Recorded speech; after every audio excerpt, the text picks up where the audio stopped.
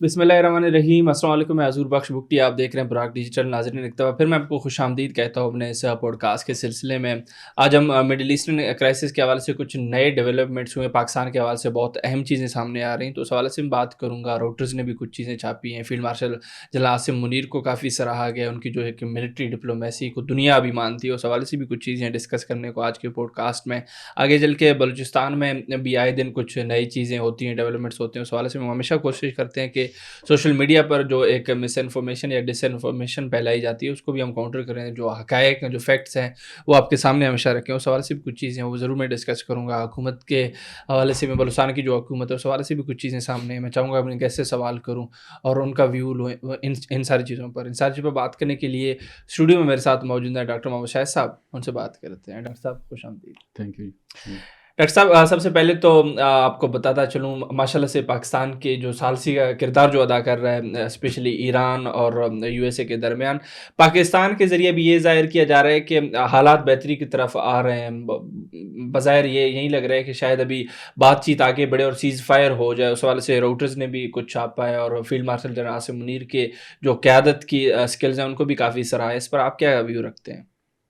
ہاں، تو اصل میں یہ جو اس وقت جو اگر آپ دیکھیں جو اسلام آباد میں جس طرح ہمارا اسٹیٹ کی جو ہماری جب رول پلے کر رہا ہے، تو اس میں برج ڈپلومیسی ہے نا، یہ اس کو میڈیشن ڈپلومیسی ہے کہ جس میں کوئی ریاست دو مختلف جو متحارب گروپ ہیں، رائیول کنٹریز، اس کے درمیان جو آپ کی دوسرے سے بات نہیں کر رہی اور ایک دوسرے کے وار کی سچویشن میں ہیں، تو ان کو درمیان ایک برج کا کردار ادا کرنا، یہ اس کو میڈیشن ڈپلومیسی کہتے ہیں۔ صحیح۔ اور اس کا مقصد یہ ہوتا ہے کہ کرائسس کو اوائڈ کیا جائے، اور یہ وہ ڈپلومیسی ہے this is for some constructive purpose کے لیے کہ جنگ اوائڈ کی جائے اور سیز فائر ہو اور پیس ریسٹور ہو۔ صحیح۔ تو اس سچویشن میں اگر واقعی جس طرح کی رپورٹس آ رہی ہیں انٹرنیشنل یا لوکل میڈیا میں بھی کہ اسلام آباد ایک رول پلے کر رہا ہے، اور اس میں اگر یہ جو فریم ورک ہے سیز فائر کے لیے اسلام آباد سے اگر واقعی کامیاب ہو جاتا ہے، یہاں سے ہم کامیاب ہو جاتے ہیں، تو یہ ایک بہت بڑی پیش رفت ہوگی۔ بالکل، ایک اور اسلام آباد اکارڈ بھی ہونے جا رہا ہے، تو اس حوالے سے بھی چیزیں چھاپی۔ ہاں، یہی کہہ رہا ہوں کہ یہ اکارڈ اگر اس طرح کا ہو جائے اور سیز فائر ہو جائے تو یہ ایک بہت بڑا اچیومنٹ ہوگی ہمارے اسٹیٹ کے لیے۔ اور یہ اگر آپ اس کو دیکھیں تو اس کی ایک تاریخی مثال اور بھی ہے کہ پاکستان نے اس سے پہلے بھی اس طرح کے 1971 میں جب پاکستان نے اس کو اپروچ کیا گیا اور چائنا اور اس کے درمیان جو ریلیشن سٹارٹ ہوا سفارتی، تو وہ بھی ایک اس کی مثال ہے، تو جس میں بیلنس آف پاور کے لیے جس طرح پاکستان نے کنسٹرکٹیو رول پلے کیا۔ اور 1971 میں اس وقت Richard Nixon U S president تھے، اور اس نے پھر اس کے بعد امریکن آفیشل نے چائنا کا وزٹ کیا، اور تو یہ اس کو بھی ایک پازیٹیو اس کے دیکھا جاتا ہے۔ تو یہ وہی رول میں سمجھتا ہوں کہ پاکستان آج کل پلے کر رہا ہے۔ صحیح۔ اور فار ایک اس کے لیے کنسٹرکٹیو پرپز کے لیے یہ جنگ ایورٹ ہو اور یہ پیس ریسٹور ہو۔ صحیح بالکل ڈاکٹر صاحب، یہ چیزیں اپنی جگہ پاکستان کی جو خدمات ہیں یا پھر جو کوششیں کاوشیں ہیں امن کے لیے، جو پیس کی آپ بات کر رہے ہیں، وہ چیزیں اپنی جگہ، لیکن دوسری طرف اگر ٹرمپ کے سائڈ سے اگر اس پرسپیکٹیو کو دیکھیں جو یو ایس پرسپیکٹیو ہے، ٹرمپ آئے دن ایک نئے دھمکی کے ساتھ سامنے آتے ہیں۔ پہلے کہتے ہیں کہ 48 آورس کا الٹیمیٹم دے رہا ہوں، اسٹریٹ آف ہارموز کھولیں اور میں یہ کر دوں گا وہ کر دوں گا۔ ابھی اگر حالیہ دھمکیوں کی بات کروں تو ٹیوزڈے کے دن کا انہوں نے الٹیمیٹم دیا اور کچھ بڑا ہونے جا رہا ہے اگر اسٹریٹ آف ہارموز نہیں کھولا تو۔ اس چیز کو آپ کیسے دیکھتے ہیں؟ وہ بھی ان پیس ٹاکس کو کہیں نہ کہیں امپیکٹ کر سکتی ہیں یا پھر حالات خراب ہو سکتی ہیں؟ آپ اس ساری چیزوں کو کیسے دیکھیں گے؟ اصل میں امریکہ کی جو فارن پالیسی ہے اس میں یہ اس کو یہ جو کوئرسو ڈپلومیسی ہے یہ وہ یوز کرتے ہیں، اور یہ ٹیکٹک جو کوئرسو ڈپلومیسی کا ہے وہ یہ ہے کہ آن دا ون ہینڈ کسی بھی کنٹری کے ساتھ مذاکرات چل رہے ہوتے ہیں ان کے، اور آن دی ادر ہینڈ اس کے ساتھ ساتھ دھمکی بھی ایشو کی جاتی ہے۔ اس کی وجہ یہ ہوتی ہے کہ جو اوپن اسٹیٹ ہوتی ہے وہ یہ کوشش کر رہے ہوتے ہیں کہ اس اوپن اسٹیٹ کو اپنے شرائط پر اس کے ساتھ مذاکرات کے لیے اس کو تیار کی جائے، ان کے مائنڈ کو۔ تو یہ کوئرسو ڈپلومیسی امریکن یا ویسٹ نے پہلے بھی یوز کی ہے مختلف جنگوں میں، اس سے پہلے جو امریکہ انوالو آیا ہے بہت پرانی، اس میں اگر آپ دیکھیں ویتنام میں یا جس طرح جنگ ہوئی یا امریکہ کی یا اس کے بعد جو ہوئی اس سے پہلے ہوئی کوسوو میں نیٹو جس طرح انوالو تھا.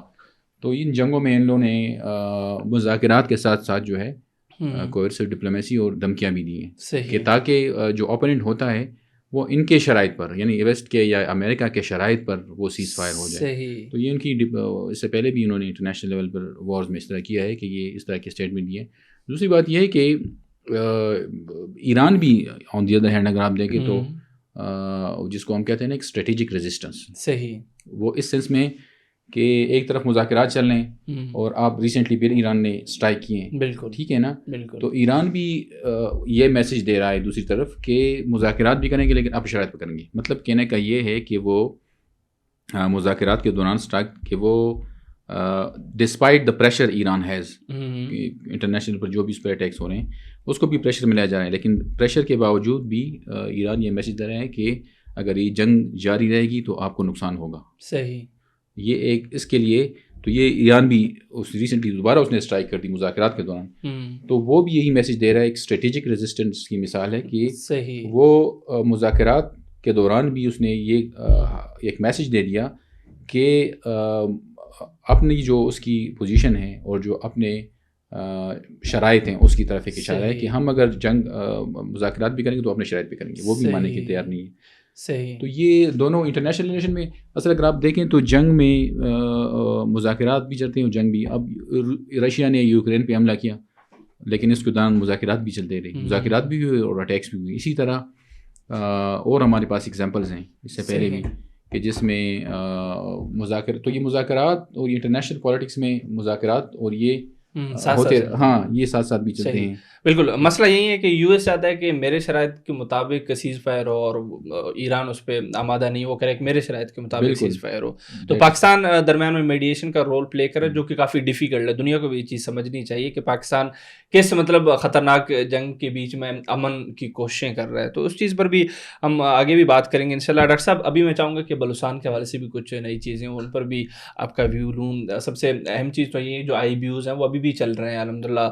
پچھلے دنوں پنجگور میں تربت میں بھی کافی دہشت گرد مارے گئے, یہ چیزیں اپنی جگہ. لیکن ابھی ایک ویڈیو وائرل ہوتی ہے خزدار سے, ایک لڑکا ہے وہ یہی بتا رہا ہے کہ بھائی مجھے اپروچ کیا گیا بی ایل اے کی طرف سے اور یہی کہا گیا کہ کچھ پیسے دیں گے, آپ پہاڑوں پہ آ جاؤ, دہشت گرد بن جاؤ. وہیں جو ایک گھسی پٹی ان کی کہانی ہے کہ بھائی ریاست ظالم ہے تو یہ وہ کر کے جو مطلب برین واش کرتے ہیں. لیکن آگے سمجھداری کی نوجوان نے حکومت سے اپیل کر دی کہ مجھے اپروچ کیا گیا, میں تو بچ گیا, لیکن حکومت کو چاہیے کہ تاکہ اتنے مواقع زیادہ پیدا کرے نوجوان جو نسل ہے وہ ان کے اثرات میں نہ آئے اور اپنے روزی روٹی پہ لگ جائے جو حکومت اس کو پرووائڈ کرے. اس پر آپ کیا ویو رکھیں گے؟ ہاں تو یہ کہ ایسی جو تنظیمیں ہوتی ہیں کالعدم خاص کر بلوچستان کی آپ نے مثال دی ہے, تو یہ ڈیفینیٹلی ان کے جو جتنے بھی آپریشنز ہوتے ہیں تو کیوں ان کو کوشش کی جاتی ہے کہ ان کی فائنینسنگ کو ٹارگٹ کیا جائے, صحیح, ان کے لاجسٹکس کو ٹارگٹ کیا جائے. یہی وجہ ہوتی ہے کہ تاکہ وہ اس قابل نہ ہو کہ یا تو لوگوں کے ریکروٹ کر سکیں یا کسی کو جو ان پلانڈ کے خرچے ہوتے ہیں یا جو ٹیررسٹ ایکٹیویٹیز کر رہے ہیں اس کو کر رہے ہوتے ہیں. صحیح. تو اصل میں اس طرح کی جو تنظیم اس کی مثالیں ہمارے پاس موجود ہیں کہ جس میں ایسی تنظیموں نے نارملی ایک تو ایموشنل طریقے سے نوجوانوں کو, وہ نوجوان جو کہ کسی ایسے ایریاز میں جہاں حکومت کا ریٹ کمزور ہو, صحیح, اور وہاں پر ایسے علاقوں میں دور دراز علاقوں میں چونکہ بلوچستان بھی بہت بڑا ایریا ہے اور تو بعض ایسی جگہوں پہ لوگوں کو ان کے ایموشنلی ان کو بلیک میل کیا جاتا ہے اور ان کو ایک آئیڈیالوجی میں اس کو پھنسا کر اور اس کو ایک اس طرح کا کہ یہاں پر تو فیسلٹیز نہیں ہیں, آپ کی رائٹس نہیں ہیں وغیرہ وغیرہ اس طرح کی جو بھی, اور ساتھ میں ان کو پھر پیسے آفر کرنا جس طرح آپ نے بات کی ہے. تو یہ بالکل اس طرح ہوا ہے پہلے بھی کہ ایک ایموشنلی اس کو بلیک میل لوگ کیا جاتا ہے. پھر یہ جو ینگ لوگ ہوتے ہیں جو ایموشنل بھی ہوتے ہیں یوتھ میں, تو وہ ایزیلی ان کی طرف جو ہے نا راغب ہو سکتے ہیں بجائے کہ میچور لوگوں کے. تو آپ نے جو مثال دی ہے کسی ینگ لوگوں کی, تو یہ اس طرح ہی ہوتا ہے کہ ایک تو ان کو ایموشنلی چونکہ وہاں پر ان کو بتایا جاتا ہے کہ یہاں پر فیسلٹیز نہیں ہیں, آپ کی رائٹس جو ہے نا وہ وائلیٹ ہو رہی ہیں, کہ ریسورسز پر یہ ہو رہا ہے, اس طرح کے مختلف بیان یہ بنا کے کیونکہ وہ اور ساتھ میں پھر اس کو آفر کی جاتی ہے. تو ایسی جگہوں پہ جب جابز ہوتی ہیں, جب اکنامک ایکٹیویٹیز جنریٹ ہوتی ہیں یا انڈسٹری ہوتی ہے یا نوجوانوں کو انگیج کرنے کے لیے کچھ پازیٹیو پروگرامز ہوتے ہیں گورنمنٹ لانچ کرتی ہے. تو اس طرح کے پیج جو پروپیگنڈاز ہوتے ہیں یا جو ملیٹنٹس کے یا اس طرح کلند تنظیموں کے، تو وہ پھر خود بخود فوائل ہو جاتے ہیں. صحیح. تو اسی طرح کی پازیٹیو ایکٹیویٹیز میں اگر یا جابز ہوتے ہیں یا ایجوکیشن مینس، تو جتنے یہ زیادہ ہوں گے تو ایسے ایریاز میں جو اسپیسیفکلی یوتھ ہیں وہ پھر ٹریپ نہیں ہوتے ہیں. وہ ابھی تو حالانکہ سوشل میڈیا کا ایج ہے، لوگوں میں اویئرنیس بھی ہے، لیکن اسٹل بہت سے ایریاز ہیں بلوچستان کے سائڈ میں کہ جہاں پر بعض اوقات لوگ، حالانکہ بہت کم ہیں، ایسا نہیں ہے کہ بلوچستان پورا، بہت کم ایسی جگہیں پاکٹس ہیں اسمال کہاں پہ جہاں پر بی ایل اے والوں نے بالفرض ان کے کوئی ہوں گے. لیکن ابھی تو آج کل آپ کو پتہ ہوگا کہ آپریشنز ہوئے ہیں، آئی بی اوز ہوئے ہیں، اور ایون لوگوں نے بھی ریسنٹلی ان کے خلاف کھڑی ہوئی اور انہوں نے اعلان کیا کہ جی ہم سب وہ کریں گے، اسٹیٹ کو سپورٹ کریں اور ان کو نہیں چھوڑیں گے اپنے علاقوں میں جو بھی ہے. تو ایسے ایریاز میں تو ابھی تو ان کے لیے وہ آپریشنل اسپیس بھی کم ہو گئی ہے، اس طرح نہیں جس طرح پہلے تھی. تو یہ ہے کہ یہ ساری چیزیں اس میں بالکل. ڈاکٹر صاحب ابھی آپ نے عام عوام کی بات کی بلوچستان کے کہ وہ بھی اب سامنے آ رہی ہے اور جو دہشت گردی ہے اس کو اپوز کر رہی ہے، مسترد کر رہی ہے. تو اس حوالے سے ایک نئی ڈیولپمنٹ سامنے آئی ہے. آپ کو بھی پتہ ہے کہ افغانستان کی سرزمین جس طریقے سے پاکستان کے خلاف استعمال ہو رہی تھی، جو دہشت گردی افغانستان سے ہو رہی تھی، اس کے چلتے جو ایک ڈپورٹیشن والا ایک سین چل گیا تھا. مطلب جو بھی ہم نے مہمان نوازی کی تھی ابھی واپس افغانستان کی، کیونکہ حالات بہتر تھے تو ہم نے یہی بہتر سمجھا کہ وہ واپس چلے جائیں. اس حوالے سے بلوچستان کے لوگوں نے جو 40 سال تک اتنے مطلب خلوص و نیت کے ساتھ مہمان نوازی کی افغانیوں کی، ابھی وہ بھی کہہ رہے تھے کہ اگر دہشت گردی اس پار سے ہو رہی ہے اور زیادہ تر واردات میں افغانی شہری ملوث پایا جاتا ہے تو ہم بھی دہشت گردی کو کسی نہ کسی حد تک کنڈیم کرتے ہیں اور ہم بھی حکومت کے ساتھ ہیں اس فیصلے میں. اس پر آپ کیا کہیں گے؟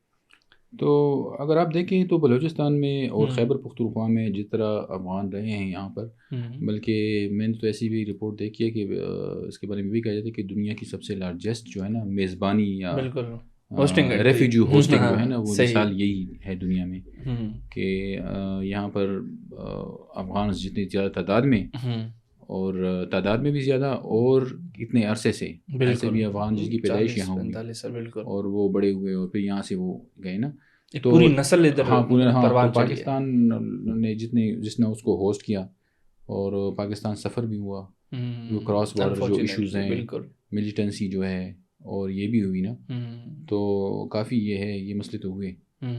اور اس میں میرے خیال میں ابھی بھی بعض افغانی ایسے ہوں گے جو سمجھتے ہیں چیزوں کو، صحیح وہ نہیں کرتے، لیکن بعض ایسے ہو جو غلط قسم کی نیگیٹو قسم اسٹیٹمنٹ دے دیں ٹی وی پہ آ کے یا سوشل میڈیا پہ پاکستان کے خلاف.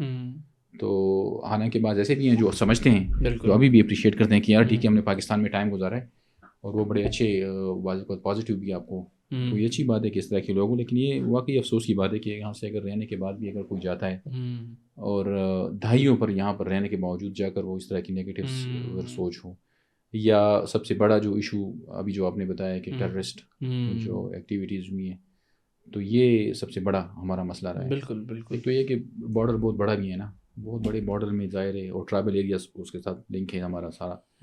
تو I don't know more then 1000 kilometres یا جتنا بھی یہ بارڈر ہے، صحیح، تو ان کو کنٹرول کرنا بڑا مشکل ہے نا. اور اس میں ایون یہ بھی کہا جاتا ہے کہ وہاں پر فینسنگ ہو گئی ہے. صحیح، لوگ کہتے ہیں بالکل. اور اب میں نے خود دیکھی ہوئی ہے فینسنگ.